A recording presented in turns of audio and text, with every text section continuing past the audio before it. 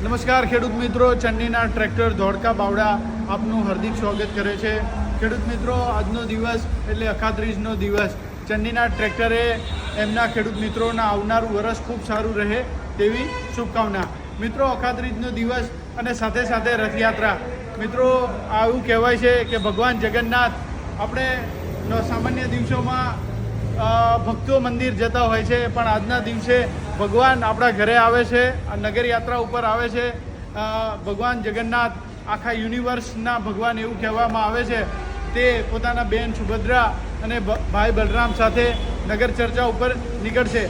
તો ખેડૂત મિત્રો, આજનો દિવસ એટલે એવો દિવસ છે કે ભગવાન આપણા ઘર આગળથી નીકળશે અને આપણને દર્શન આપશે। તો ખેડૂત મિત્રો, ચન્નીના ટ્રેક્ટર વતી આપ સૌને અખાત્રીજની અને રથયાત્રાની ખૂબ ખૂબ શુભકામનાઓ।